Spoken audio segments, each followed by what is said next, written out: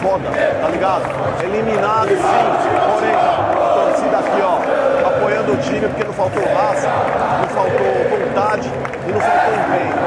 O time do Corinthians hoje ele poderia ter saído daqui classificado se não fosse essa porcaria dessa arbitragem. Uma arbitragem ridícula, uma arbitragem de merda. Foi conivente com esse time do Inter, que veio pra cá pra catimbar o jogo inteiro. Esses caras não vieram pra jogar bola. Eles catimbaram desde o primeiro minuto e a arbitragem foi conivente com eles. E vou falar, deram um chute no gol. E esse chute que eles deram no gol foi falta no Caio César. Tá aqui na nossa frente, né? Foi falta no Caio César que não foi revista pelo VAR. Eu acho que se eu posso criticar hoje o time do Corinthians é justamente com relação à postura do próprio time que não foi pressionar a arbitragem naquele momento. Tinha que formar uma roda em cima do árbitro, pressionar pro VAR chamar. O Corinthians ele não podia ter dado mole que deu, mano. Aquela hora tinha que todo mundo ir pra cima do árbitro e não deixar começar o jogo, mano. O VAR tinha que rever aquele lance. Foi falta em cima do Caio César. Aí vocês vão me falar, mano, mas o Corinthians ele também não tem motivos pra ser criticado? Tem. O Corinthians ele precisa melhorar muito, rapaziada. Precisa melhorar muito. Mas hoje foi uma partida que não faltou entrega, não faltou raça e o time jogou pra caralho. Tá certo, mano. Perdemos, ok, vida que segue. E vai Corinthians, mano, porque essa torcida aqui, ó, representa pra caralho. É nóis. Seguinte, vamos falar um pouco sobre a classificação do Internacional sobre o Corinthians em Itaquera. O Inter fez 2-0 no primeiro jogo no Beira-Rio e hoje, mesmo com a vitória do Corinthians por 2-1, o Inter acabou se classificando na soma dos placares. A gente está vendo os melhores momentos, mas o Pesolano está falando agora, é isso? Não, daqui a pouquinho teremos Paulo Pesolano, técnico do Internacional. Mas sabe o que eu achei do jogo? Aline, Mansur, amigos do Troca, achei o Corinthians, especialmente no segundo tempo, apesar do abafo final, muito desorganizado, abusando das bolas aéreas, com pouca criatividade, pouca aproximação e faltou bola para o Corinthians hoje para avançar. Acho até que o Corinthians não perdeu a classificação hoje, acho que o Corinthians perdeu a classificação no jogo lá do Beira-Rio. Porque lá era um jogo para um 0-0, tudo se encaminhava para isso e o Corinthians não foi capaz de segurar o resultado lá. Hoje o jogo foi ok, né? Ainda assim faltou repertório, não, Aline? Faltou repertório e eu também acho que são dois jogos aí onde faltou repertório do Corinthians, faltou construção, faltou mais realmente aquilo que tem característica do Diniz. Hoje, para mim, foi muito bola aérea, apesar dos gols do Corinthians terem saído de bola aérea, mas faltou construção. A gente pode falar sobre ter um jogador alto lá no ataque, que é o Pedro Raul, e talvez por isso a insistência, mas o Corinthians pode mais pela qualidade dos jogadores, né? Bidon, Garro voltando a jogar, faltou um pouco mais de construção, envolver, mesmo com a característica do centroavante, que é, obviamente, o Pedro Raul, mas dois jogos abaixo, quando a gente para pensar do Corinthians.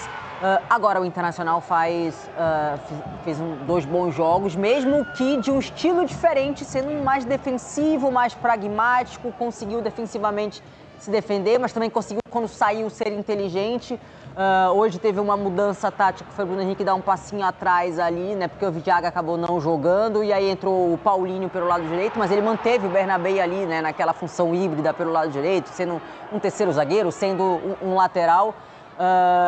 Mas assim, o Corinthians não fez jus realmente para ter a vitória, né? Se a gente somar os dois confrontos, não foi um jogo legal assim de se assistir, muito condicionado à bola aérea, um time que pode produzir mais ofensivamente. Agora, Mansur, a falta que Yuri Alberto faz para esse time, né? O torcedor do Corinthians que critica o Yuri Alberto, acho que hoje ele deve pensar assim, mas é difícil jogar sem ele, né? Porque apesar de em alguns momentos ele deixar o torcedor meio irritado, e isso acontece, é uma característica assim até do Yuri Alberto, ele faz muita diferença lá na frente na questão da criação de oportunidades, de atrapalhar os adversários, de atacar a última linha adversária para tentar receber um passe na frente.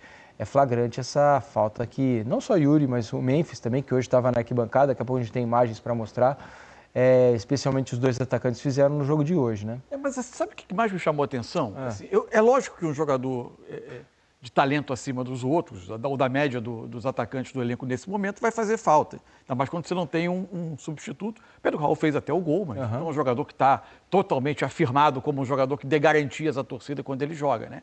Não é o caso, pelo menos nesse momento. Agora, o que me chamou a atenção é como o Corinthians se planejou para jogar o jogo. Tem uma característica muito clara no trabalho do Diniz, da forma como ele pretende entrar em algumas defesas, e que o Corinthians vinha trilhando esse caminho, sendo cada vez mais um time que movia a bola a um setor do campo, o time por ali se se juntava, se aproximava para trocar passe curto, tentar criar superioridades ao adversário, tentar progredir ou fazer uma inversão, entre aspas, mais zonal, mais posicional. Então o Corinthians, toda vez que atacava, era um time simétrico no campo. Sim. Ele tinha o Caio César aberto pelo lado direito, o Bidu aberto pelo lado esquerdo, 3 jogadores por dentro, em geral o Garro, que ficou para mim muito desperdiçado no jogo, porque se enfiava na linha defensiva do Inter e não participava da construção. Perfeito. Ele acabava disputando a bola que vinha jogada na área, junto com o Pedro Raul. Nem tem porte para isso. Não tem porte, nem característica, nem qualidades. Não. As virtudes dele são outras. E o Mateuzinho, que entrava atacava por dentro, se juntando à linha de ataque. Esses 5 homens na frente, uma saída de bola dos zagueiros, mais o Ranieri, André e Bidon como os dois, um 3-2-5, como tantos que a gente vê por aí, muitas vezes, hoje em dia, de times que tentam atacar, fugindo muito ao que era o caminho trilhado pelo Corinthians. Não que isso seja inédito, que o Diniz nunca tenha recorrido a isso diante de defesas que ele entenda que vão ser mais fechadas, ele queira abrir o campo. Mas a execução foi muito pobre para mim. Muito pobre. O jogo quase sempre se resumia a uma saída de bola, lançamento quase sempre para o Caio César. O lado direito do Corinthians, esse número para mim é impressionante. Só esses 2 jogadores, Caio César, que não jogou o jogo inteiro, mais Mateuzinho, juntos, concentraram 20 cruzamentos para a área dos 55 que o Corinthians fez nos 90 minutos de jogo. É muita coisa. É muita coisa. E não é que você pode cruzar se você criar condições para isso. Palmeiras, em alguns jogos, cruza muito. Mas se prepara para isso, para ganhar a segunda bola, ou colocando muita gente na área, ou criando vantagem para disputar essa bola. E o Corinthians facilitou o bom trabalho de um Internacional que vive uma fase de adaptação na temporada. Era um time que tentava ser agressivo em pressão, jogar a linha defensiva um pouco mais para frente, tentando pressionar os atacantes, só que uma linha defensiva mais lenta, um time que tecnicamente não realizava tanto no ataque e acabava tomando o gol atrás. O Pesolano deu uma guinada atrás, hoje defende mais atrás, hoje num 5-3-2, né? Uma linha de 5, mais Paulinho pela direita, Bruno Henrique e Bernabé, deixando o Alan Patrick e o Carboneiro um pouco mais à frente. Empurrava também o jogo do Corinthians para os lados, forçava também esses cruzamentos, mas não sofria tanto. Sofria porque o volume era grande, o Inter atacava pouco, o Inter respirava pouco com a bola. Eu acho que só chegou ao gol do Corinthians no gol. Isso. Praticamente. Chegar com a bola dominada do outro lado do campo, foi muito raro ver o Inter fazer no jogo. Ele se defendeu, resistiu, fez o tempo passar, protegendo a área, mas também não foi um time que atacou tanto do outro lado. No fim, são 2 confrontos tanto equilibrados, assim, de 180 minutos, razoavelmente equilibrados, podendo pender para qualquer lado, mas o Corinthians pagou principalmente para mim, por uma pobreza ofensiva hoje e por ser pouco contundente quando teve controle no Beira-Rio. Hoje, pelo menos no primeiro tempo, ficou meio nítido que o Corinthians tinha 2 jogadas cruciais. Pelo lado direito tinha o Caio César, tentando fazer a jogada para dentro, para poder fazer o cruzamento, e a bola alçada dentro da grande área, que foi um recurso, inclusive até o Corinthians conseguiu chegar no gol por conta dessa jogada. Sem Yuri Alberto e sem o Memphis ainda, por enquanto, com uma situação indefinida, a tônica do ataque do jogo do Corinthians para o jogo, pensando na outra Copa Libertadores contra o Rosário, pode ser essa, usar muito o Caio César pelo lado direito e bola na área? Obrigado. Primeiramente, boa noite. Não necessariamente é que esse jogo pedia isso. Eu não imaginava que o Inter fosse jogar do jeito que ele jogou lá em Porto Alegre. Ele não pressionou a gente praticamente em momento nenhum. E aqui a gente já imaginava que o jogo seria esse, de ter uma linha de 5, mais 3 volantes e mais os 2 atacantes ajudando na marcação.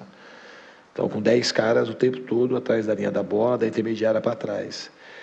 E com três zagueiros e 3 volantes, o meio fica quase, sendo que o Carboneiro era um cara que eles deixaram o Carboneiro e o Bernabé, mais o Alan Patrick particular, para tentar contra-ataque.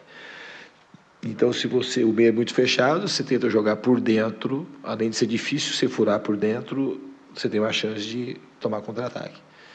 Então, o jogo ele ia ter muita terminação pelo lado. Acho que a gente soube usar bem isso. Estranhamente, no treino e hoje também, tem muito cruzamento que a bola não subiu. Uma coisa que não acontecia, não sei se era a bola, se era o campo, que a bola não estava subindo. Mas era a maneira que a gente planejou, que a chance maior de a gente fazer gol era justamente do jeito que a gente fez. A gente fez os 2 gols, um cruzamento, a bola na trave do Mateuzinho foi um rebote do cruzamento, a bola que o Bidon quase fez o gol também foi uma bola de cruzamento que o Bidu pôs para trás no primeiro tempo. Teve a bola do Pedro Raul, um pouquinho antes do gol que ele fez.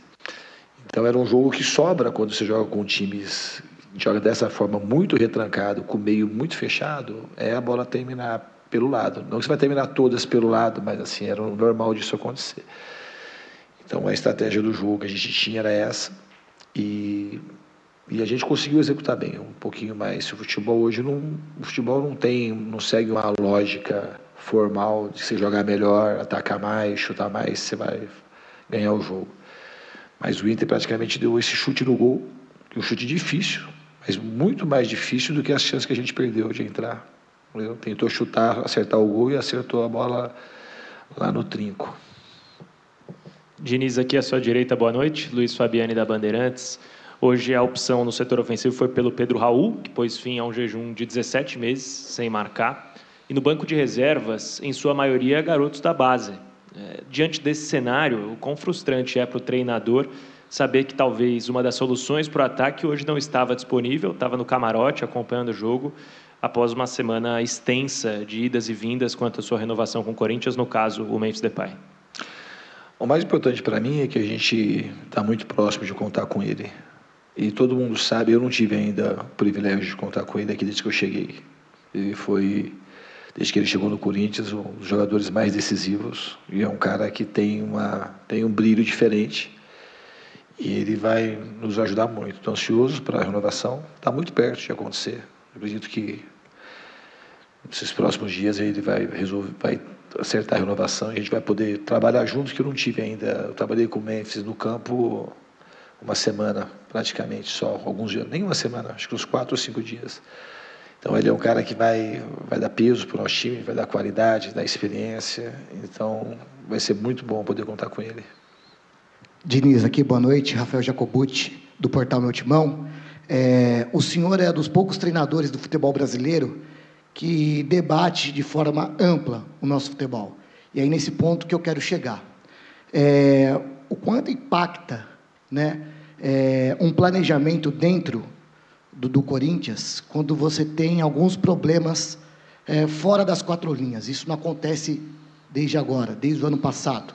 Mas pontuando, transfer ban, questão do gramado, renovação do Memphis, tem também a questão do atraso do direito de imagem, o quanto impacta dentro de uma competição, de uma eliminação, e o senhor que tem uma perspectiva de um trabalho, um duelo com direção e dentro das 4 linhas. Obrigado. Obrigado pela pergunta. O que mais me contempla na minha vinda para o Corinthians, como você disse, isso não era novidade. Eu sei que o Corinthians já tem uma história de anos que foi acumulando dívidas. E uma das coisas que eu gosto de estar aqui é que eu conheço o presidente há muito pouco tempo, mas eu vejo que ele é um cara muito sério e ele está tentando pagar dívidas e, ao mesmo tempo, ter um time e tentar colocar o Corinthians numa boa direção. E isso é uma coisa que eu gosto de participar disso. Porque se não fosse assim, como é que vai fazer se colocar um presidente equacionar o Corinthians hoje, com tantas dívidas que tem? Porque os transfers não é por conta dessa gestão. Então, ele tem uma herança que não tem como. Agora, se assumiu a cadeira, você tem que resolver. Ele está se esforçando para resolver. E eu acho que é uma seriedade muito grande, tanto ele quanto o Marcelo, o Thiago, o Júlio, os caras da diretoria. Aconteceu o negócio do campo, que é uma empresa que foi para nós, pegou de surpresa, porque é uma empresa que está aí desde a época que a Arena ela foi construída, mas infelizmente entregou o campo em péssimas condições, se tratando do melhor campo que tinha no futebol brasileiro. A promessa é de que o campo vai ficar bom, vai ficar melhor do que estava quando parou e vai voltar a ser o melhor campo do Brasil. Mas assim, o que me anima é que as pessoas trabalham com muita seriedade. Mas é difícil, assim, sem dinheiro, a gente tem muito menos possibilidade. Tem hora que você tem que escolher, tem que pagar transfer ban ou pagar salário. O dinheiro é um só. Agora, é saber fazer as coisas. Isso não é uma coisa, ninguém está acomodado, não é uma coisa para acomodar, muito pelo contrário. É criar soluções para que a gente consiga sair dos transfer bans e a gente ter uma folga financeira para a gente conseguir pagar salário em dia, porque os jogadores precisam receber em dia, e o campo melhorar, e eu espero que essas coisas aconteçam. E a gente faz de tudo para que não atrapalhe. Mas, obviamente, essas são coisas que não são boas, não são coisas que facilitam a vida, o trabalho acontecer. Mas está todo mundo, uma coisa boa é que está todo mundo muito empenhado em fazer o melhor para o Corinthians. Antes de qualquer coisa, perder para um time ruim desse, igual do Internacional, é inacreditável. Dos 2 jogos. Cara, o Fernando Diniz botou 4 zagueiros. Cara, ele botou, 4 meio-campistas no segundo tempo. Ranieri, Matheus Pereira, Carrilho, Alan, André, que jogou, demorou para tirar o Garro. O Pedro Raul fez o gol, mas não dá, né? Mas tomou um gol que era uma bola defensável pelo grande goleiro que é o Hugo. Sai de uma competição e perde para um time ruim. Eu não estou falando do clube, tá? E quem gostou, gostou. Quem não gostou, que se foda. Cara, os 2 jogos, o que o Internacional fez?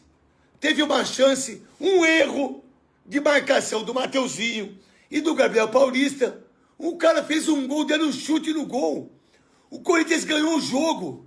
Poderia ter ganhado de 4. Absurdo. O Corinthians sair da Copa do Brasil pro Internacional. Olha, não faltou luta, o time do Corinthians correu, brigou, tentou, ganhou, mas tomou um gol, então foi 2-1, o Corinthians está eliminado da Copa do Brasil.